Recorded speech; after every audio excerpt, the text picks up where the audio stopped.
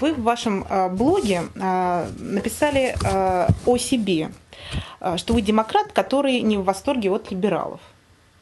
Я также напомню нашим зрителям, что Алексей Навальный соратник Марии Гайдар по движению «Демократическая альтернатива», в прошлом, и также помощник губернатора Никиты Белых. Советник. Угу. Как вы себе представляете политическое развитие оппозиции?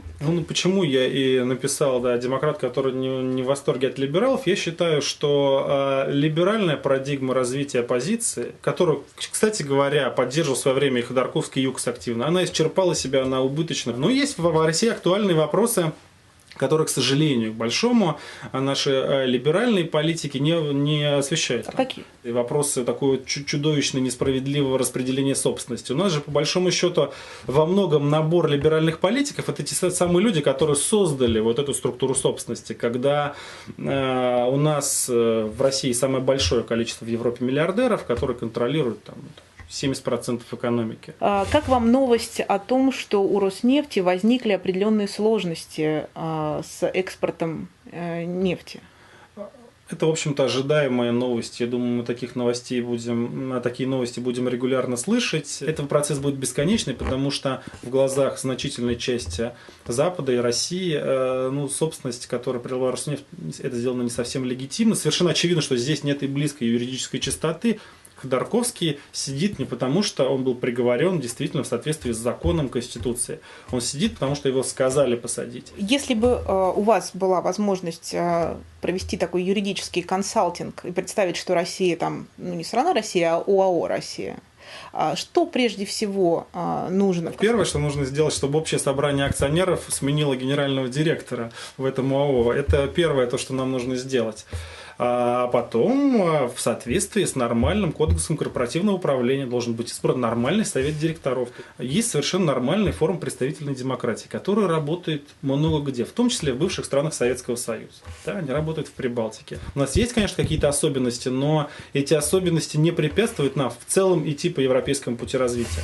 А у вас есть мысли, предложения по поводу того, как можно было бы произвести изменения в Совете директоров ОАО России? К сожалению, сейчас, если мы опять же обсуждаем в формате ОАО Россия, генеральный директор захватил печать, сейф, ключи от сейфа, заперся в кабинете, и с помощью того, что у него сейф в кабинете остался, он из этого сейфа все еще может доставать деньги и кому-то выдавать, он купил, поэтому контролирует службу безопасности. Акционерного общества России, мажоритарных акционеров, к счастью, нет. Они все миноритарные, в том просто они раздроблены, они не объединены, и они как-то находятся в разных частях и им морочают голову. Но я вижу абсолютно, что и ситуация идет к тому, что эти акционеры готовы консолидироваться. А в чем основные признаки такого?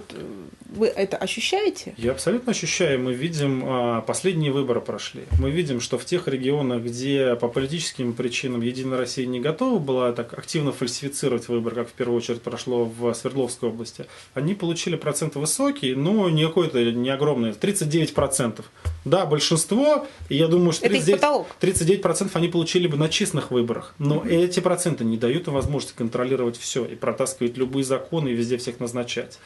Мы видим всплеск такой публичной активности. Да, последние митинги в Калининграде. 30 тысяч человек для небольшого города, но это огромный митинг. Мы видим, на самом деле, достаточно испуганное поведение власти, которая может по-прежнему совершать какие-то точечные операции, посадить кого-то, да, любого олигарха, любого политика, бизнесмена, но они могут одного, но системно они сделать ничего не могут. А как вам вообще пришло в голову изначально заняться тем, чем вы сейчас занимаетесь? Я, например, никого не могу вспомнить из юристов и экономистов, которые бы входя в крупные компании, занимались фактически расследованием, исследованием, то есть отчасти даже журналистской какой-то работой. Для меня это вопрос странный. Вы увидели, засунули руку в карман, у вас украли бумажник. Угу. Это удивительно, что вы пойдете и напишите заявление в милицию. Не удивительно, это нормальный жест. Точно так же я, инвестировав на каком-то этапе часть своих сбережений в ценной бумаге, я получаю данные о дивидендах, я вижу, что меня ограбили.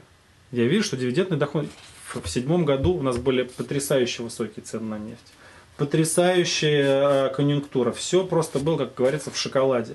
Дивидендная доходность по акциям той же самой Роснефти 1,5% годовых. Как это работает, этот механизм? Объясните тем, кто не экономисты. Можете объяснить? Он очень прост. Они делают все, что хотят, и они не боятся никакого контроля. Их просто никто не контролирует. Они могут вынимать любого масштаба деньги. Ну, одно из дел, которых я расследую, по компании «Транснефть», которая за 2 года, за 6-й, за 7-й потратили $500 миллионов на благотворительность. Следы этой благотворительности никто не видел.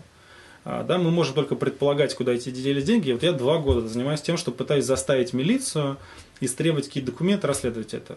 Милиция просто отказывается делать. Поэтому, конечно, сидят люди на огромных финансовых потоках, заправляют миллиардами. Да, они сидят, они понимают, что контроля нет. Делай, что хочешь. Я благодарю Алексея Навального, который пришел на территорию гласности и рассказал о своих расследованиях и много еще о чем. До свидания. Спасибо. Спасибо вам.